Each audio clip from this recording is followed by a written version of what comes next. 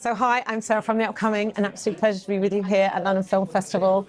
Maybe you could just begin with a brief introduction to your film. Tell us a bit about what people can expect when they come to see it.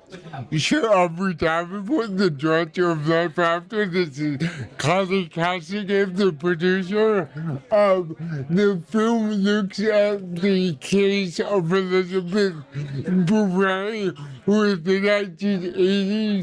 1980s sued for the right to kill herself as a disabled woman in California, and she disappeared from the public spotlight in the 80s, and it was about finding her and also investigating contemporary stories that echo the questions that she raised about disability and assisted suicide. And maybe you could talk us a bit about the genesis of the project, how it came about, and what the process was of making it. I was reading a book by disability scholar Paul Arbor, and I read about Elizabeth's story, and I knew there was this friction between progressive values and disabled activists' views on assisted suicide, even though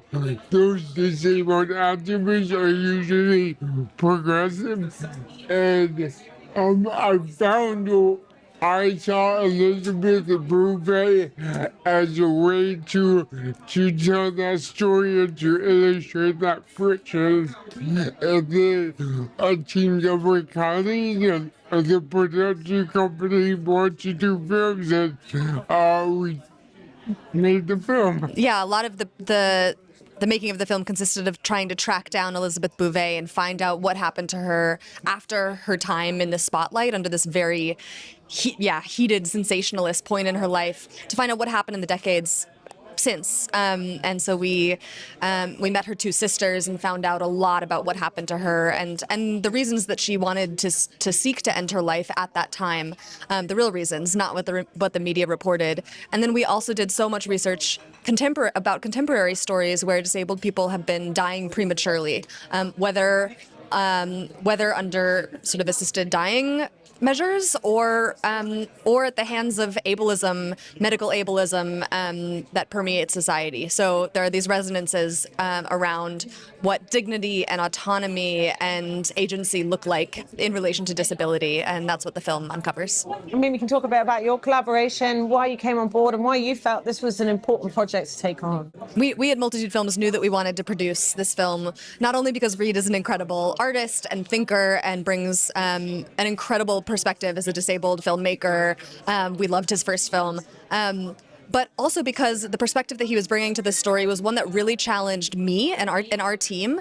You know, as a progressive person who cares deeply about bodily autonomy, I thought I knew where I stood on the issue of assisted dying, and it was encountering Reid's perspective and the deep research and familiarity with how the disability community views assisted dying and as a real threat to their existence.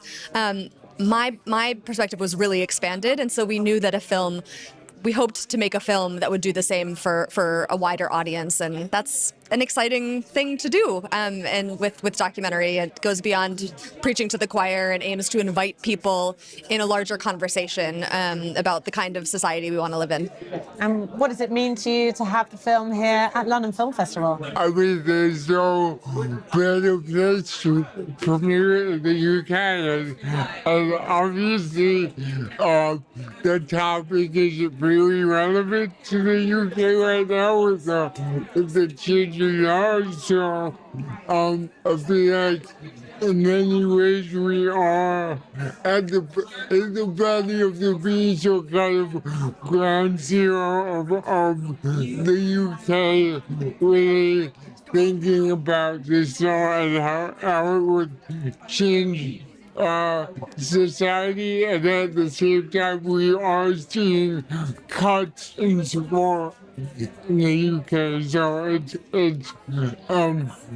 it's not surprising that this law and these cuts are being considered at the same time. And what kind of conversations are you hoping that your films going to provoke?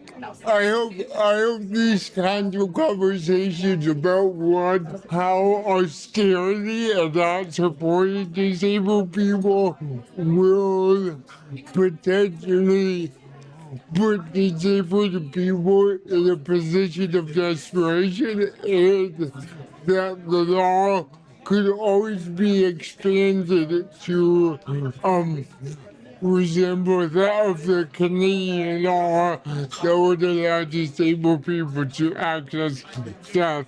So this increasing austerity across Western countries with more progressive assisted suicide laws is a recipe that we're seeing all over. And for you, what do you hope? Maybe that people will come out of the cinema thinking about, questioning, discussing.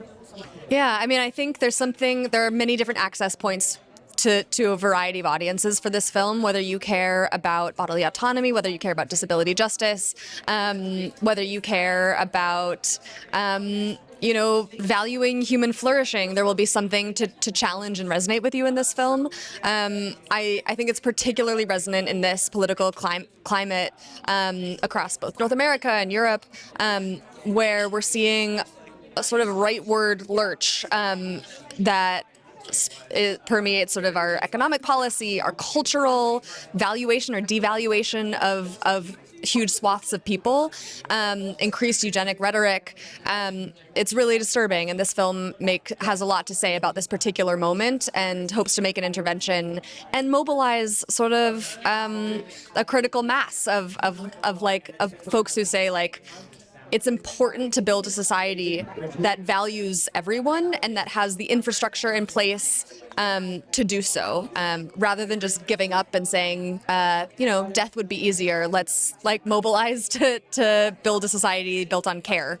It feels really far off, but there are also really concrete ways that we can start doing that. So yeah, that's what I hope. Oh, beautifully put. Well, thank you so much for sharing all that with me. Huge congrats on the movie, and really enjoyed presenting it here in London. Thank you.